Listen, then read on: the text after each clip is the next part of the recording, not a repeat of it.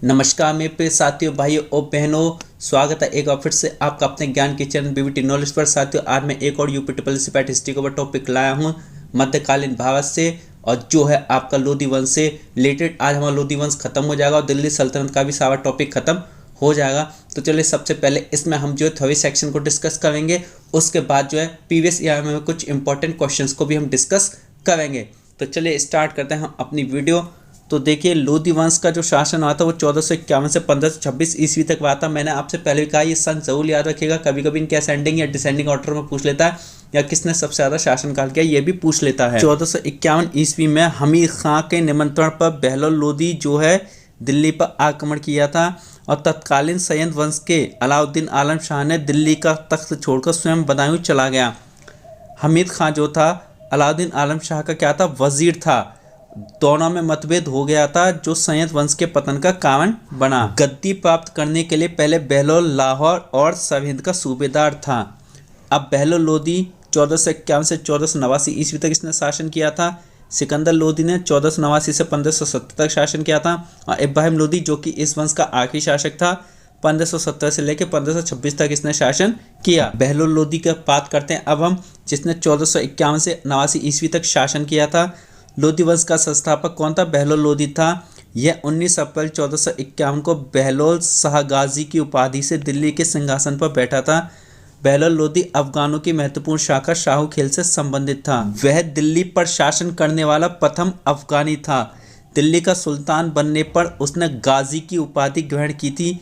तारीख दाऊदी के लेखक अब्दुल्लाह के अनुसार बहलोल लोधी कभी सिंहासन पर नहीं बैठता था। तो देखिए, ये जितने भी उपाधि वाले पॉइंट्स होते हैं उनको इम्पोर्टेंट होते हैं वो आप सभी के लिए, तो इनका जरूर याद रखिएगा। हम आपसे पहले कहते हैं, और जो भी बुक या पुस्तक होती है वो पॉइंट्स भी इंपॉर्टेंस रखते हैं एग्जाम की दृष्टि से। बहलोल लोधी ने अपने सरदारों को सम्मान करता था। अपने सरदारों को मकसद ए अली कहता था। अपनी स्थिति मजबूत करने के लिए उसने रोह के अफगानों को भारत आमंत्रित किया। अफगानों के आगमन से बहलोल शाकियों को हराने में सफल रहा। बहलोल लोधी ने रोह के अफगानों को योग्यता के अनुसार जागीरें प्रदान की। बहलोल लोधी ने जौनपुर को दिल्ली सल्तनत में मिला लिया, जहां शाकी वंश हुसैन शाह स्वतंत्र रूप से शासन कर रहा था। साथ ही संभल तथा रेवाड़ी पर अपनी सत्ता फिर से स्थापित की और दोआब के सरदारों का दमन किया। बहलोल लोधी की जौनपुर के स्वतंत्र शाकी राज्य की विजय सर्वाधिक महत्वपूर्ण सैन्य विजय थी। उसने विद्रोह कर रहे बंगाल के सूबेदार तुगरिल खां को मारकर उसके सहयोगियों को बंगाल की राजधानी लखनौती के मुख्य बाजार में फांसी पर लटका दिया।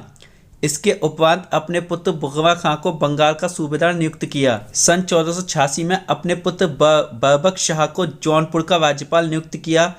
उसने बहलोली नामक एक सिक्का भी जारी किया। यह सिक्का अकबर के शासनकाल तक प्रचलन में रहा।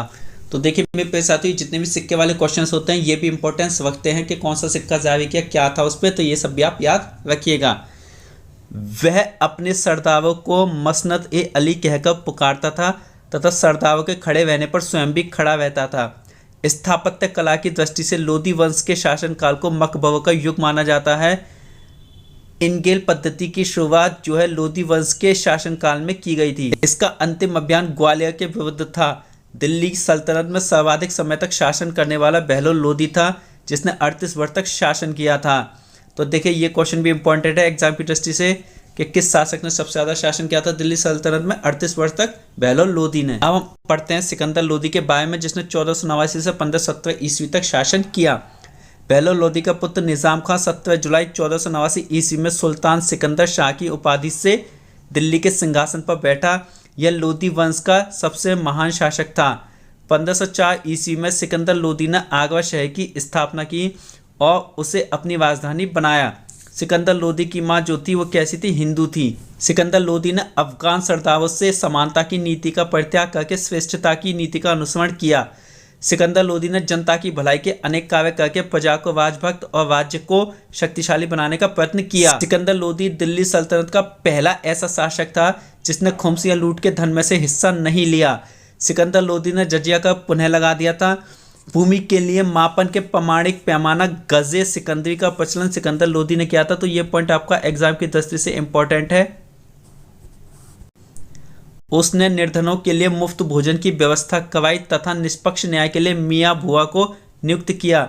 सिकंदर लोदी ने खाद्यान्न पर से जकात कर हटा लिया तथा भूमि में गड़े हुए खजाने से कोई हिस्सा नहीं लिया। इसने मुसलमानों को तजिया निकालने एवं मुसलमान स्त्रियों को पीओ के साथ ही संतों के मज़ार पर जाने पर प्रतिबंध लगा दिया।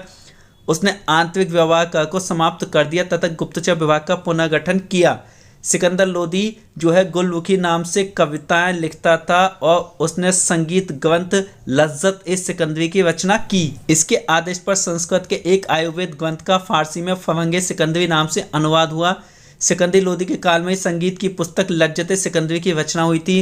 मोट के मस्जिद का निर्माण सिकंदर लोदी के समय में वजीर ने किया था। सिकंदर लोदी ने आगरा शहर का निर्माण इसलिए करवाया ताकि पूर्वी राजस्थान पर प्रभुत्व रखा जा सके तथा मालवा एवं गुजरात के लिए मार्ग भी रहे।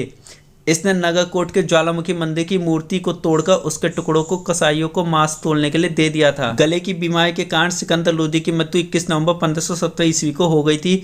सिकंदर लोदी को पुरातन पंथी राजा माना जाता था।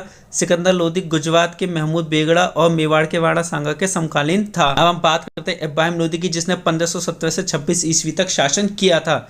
सिकंदर शाह लोदी की मृत्यु के पश्चात अमीरों की आपसी सहमति से उसके पुत्र इब्राहिम लोदी को 21 नवंबर 1517 को आगरा के सिंहासन पर बिठाया था। इब्राहिम लोदी ने आगरा में अपना राज्याभिषेक किया तथा इब्राहिम शाह की पदवी धारण की। तो ये पॉइंट भी इंपॉर्टेंट है एग्जाम की दृष्टि से। मान सिंह के पुत्र विक्रमाजित को पराजित कर इब्राहिम लोदी ने ग्वालियर को दिल्ली सल्तनत में मिला लिया। 1570 ईस्वी में इब्राहिम लोदी और राणा सांगा के मध्य घातौली का युद्ध हुआ जिसमें इब्राहिम लोदी हार गया। 1570 ईस्वी में इब्राहिम लोदी और राणा सांगा के मध्य घातौली के युद्ध में इब्राहिम लोदी हार गया था। ये पॉइंट फिर से रिपीट हो गया है। 21 अप्रैल 1526 में पानीपत की पहली लड़ाई में इब्राहिम लोदी बाबर से पराजित हुआ था, जिसके साथ ही लोदी वंश तथा दिल्ली सल्तनत का शासन समाप्त हो गया था। तो देखिए दोनों ही पॉइंट इंपॉर्टेंट है युद्ध वाले। एक मैं बात आपको और बता दूं मेरे प्रिय साथियों कि जितने भी युद्ध के पॉइंट या सन है उनको आप याद रखिएगा, वो भी एग्जाम की दृष्टि से बहुत महत्वपूर्ण होते हैं। बाबर को भारत पर आक्रमण के लिए निमंत्रण पंजाब के शासक राणा सांगा, दौलत खान लोदी एवं इब्राहिम लोदी के चाचा आलम खान ने दिया था। इब्राहिम जो लोदी था दिल्ली सल्तनत का एकमात्र ऐसा शासक था जो युद्ध में लड़ते हुए वीरगति को प्राप्त हुआ था। इब्राहिम लोदी के शासनकाल की सबसे महत्वपूर्ण घटना पानीपत का प्रथम युद्ध था, जो किसके बीच लड़ा गया था वो मैंने अभी आपको बता दिया है। देखिए मेरे प्यारे साथियों, ये तो था थ्योरी सेक्शन जो हमने डिस्कस किया। अब हम बात करते हैं प्रीवियस ईयर के इंपॉर्टेंट क्वेश्चंस की। ये एग्जाम की दृष्टि से महत्वपूर्ण है और इसी तरह के क्वेश्चन आपके एग्जाम में पूछे जाते हैं। तो पहला प्रश्न है आपका, निम्नलिखित में से कौन शासक अफगान मूल का था? तो कौन शासक थे? ये आपके लोदी थे। लोदी प्रथम अफगानी शासक थे दिल्ली सल्तनत में। देखिए मेरे प्यारे साथियों, नीचे क्वेश्चंस का एक्सप्लेनेशन दिया गया, इन्हें आप खुद समझ लीजिए। लोदी वंश के शासकों ने दिल्ली सल्तनत पर कब तक शासन किया था? तो कब तक किया था? ये किया था 1451 से 1526 ईस्वी तक। अगला प्रश्न, निम्नलिखित में से कौन सा राजवंश दिल्ली सल्तनत पर शासन करने वाला अंतिम राजवंश था? तो वो था आपका लोदी राजवंश। अगला प्रश्न, 1206 से 1526 ईस्वी के बीच कितने राजवंशों ने दिल्ली सल्तनत पर शासन किया था? तो देखिए 1206 से 1526 पूछ रहा है, कंफ्यूज मत होना। तो इसमें 5 राज्यों ने शासन किया था 1206 से लेकर 1526 ईस्वी तक। अब वो कौन कौन थे? आपका गुलाम वंश था, खिलजी वंश था, तुगलक वंश था और आपका शैद वंश और लोदी वंश था। अगला प्रश्न, किस शासक ने दिल्ली सल्तनत पर सबसे अधिक समय तक शासन किया था? तो इसका आंसर हो जाएगा बहलोल लोदी ने। कितने वर्षों तक किया था? 38 वर्षों तक। कब से कब तक किया था? ये आपका 1451 से 1489 ईस्वी तक। निम्नलिखित में से कौन दिल्ली सल्तनत का अंतिम सुल्तान था? तो कौन था? इसका आंसर क्या हो जाएगा? इब्राहिम लोदी। इसी के समय में बाबर ने आक्रमण किया था जिसमें इब्राहिम लोदी पराजित हुआ था पानीपत के प्रथम युद्ध में और वहीं से इस वंश का खात्मा हो गया था। अगला प्रश्न है आपका, निम्नलिखित में से लोदी वंश का संस्थापक कौन था? तो ये बहलोल लोदी था। अगला प्रश्न, निम्नलिखित में से किस शासक का मूल नाम बल्लू था? तो ये बहलोल लोदी का मूल नाम बल्लू था। अगला प्रश्न, निम्नलिखित में से किस शासक ने गाजी की उपाधि धारण की थी? तो बहलोल लोदी ने गाजी की उपाधि धारण की थी।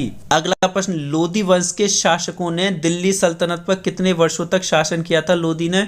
तो ये 75 वर्षों तक शासन किया था। कब से कब तक? 1451 से 1526 ईस्वी तक। अगला प्रश्न आपका, दिल्ली सल्तनत में किन शासकों का 2 बार राज्याभिषेक हुआ था? तो इसका उत्तर आपका उपरोक्त सभी हो जाएगा। इसमें ऑप्शन बी इसमें गलत टाइप हो गया है, ये मिसप्रिंट हो गया है। तो इसका आंसर आपका डी हो जाएगा। निम्नलिखित में से कौन सा शासक अपने सरदारों को मनसद ए अली कहकर बुलाता था? तो ये बुलाता था बहलोल लोधी, इसका आंसर बी। अगला प्रश्न है बहलोल लोधी के समकालीन ग्वालियर का शासक कौन था? तो ये आपका विक्रमादित्य, कीर्ति सिंह या उपरोक्त में से कोई नहीं, तो इसका ऑप्शन हो जाएगा ए कीर्ति सिंह। अगला प्रश्न है आपका ग्वालियर के शासक इब्राहिम लोधी का समकालीन कौन था? तो इसका आंसर सी हो जाएगा विक्रमादित्य। अगला प्रश्न निम्नलिखित में से किस शासक ने जौनपुर पर विजय प्राप्त की थी? तो ये की थी बहलोल लोधी ने। कब की थी? 1484 ईस्वी में। अगला प्रश्न निम्नलिखित में से किस शासक ने ग्वालियर पर विजय प्राप्त की और इससे दिल्ली सल्तनत में मिला लिया? तो ये था आपका इब्राहिम लोधी ने। प्रश्न आपका निम्नलिखित में से किस शासक ने कहा था राजा का कोई सगा संबंधी नहीं होता है? तो ये इब्राहिम लोधी ने कहा था। अगला प्रश्न निम्नलिखित में से किस शासक की मृत्यु युद्ध के मैदान में हुई थी? तो ये आपकी इब्राहिम लोधी की हुई थी। देखिए मेरे पे साथियों जितने क्वेश्चन है बहुत ही इंपॉर्टेंट क्वेश्चन है, आपके लिए मैं छाट कर लाया हूं। और अंतिम प्रश्न आज का निम्नलिखित में से किस शासक के शासन काल में फरहंग ए सिकंदरी पुस्तक का फारसी में अनुवाद किया गया था? तो ये क्या था? सिकंदर लोधी के समय में। Option A is right answer. तो देखिए मेरे पे साथियों ये थी आज की वीडियो जिसमें हमने सबसे पहले लोधी वंश के थ्योरी सेक्शन को डिस्कस किया, फिर इंपॉर्टेंट क्वेश्चन के पीवीसी में हुए, और आप प्रैक्टिस और ज़्यादा करिए तो देखिए सफलता जरूर मिलेगी। और कैसी लगी वीडियो? देखिए हम आपके लिए इतनी मेहनत से वीडियो बनाते हैं, तो प्लीज़ वीडियो को लाइक कर दीजिए, हमारे चैनल बीवीटी नॉलेज को सब्सक्राइब कर लीजिए और बेल आइकन को भी प्रेस कर दीजिए साथ के साथ। और जो है हमारी वीडियो को आगे ज़्यादा से ज़्यादा शेयर भी कर दीजिएगा, और साथ के साथ हमारे टेलीग्राम चैनल बीवीटी नॉलेज को भी ज्वाइन कर लीजिएगा। टेलीग्राम पर सर्च करिए बीवीटी नॉलेज, आपके सामने इस तरह का इंटरफेस आएगा, उसको ज्वाइन कर लेना जिससे अपडेट आपको मिल सके, क्योंकि हर चीज़ यूट्यूब पर नहीं बताई जा सकती है। और लास्ट में कमेंट करके ज़रूर बताइए आपको वीडियो कैसी लगी, और भी अगर किसी टॉपिक पर वीडियो चाहिए तो हमें ज़रूर आप अपना सजेशन दीजिए। चलिए अब मैं नए टॉपिक, नई सूचना या नई इन्फॉर्मेशन के साथ जल्दी मिलूंगा। तब तक के लिए आपका दिन शुभ हो। नमस्कार।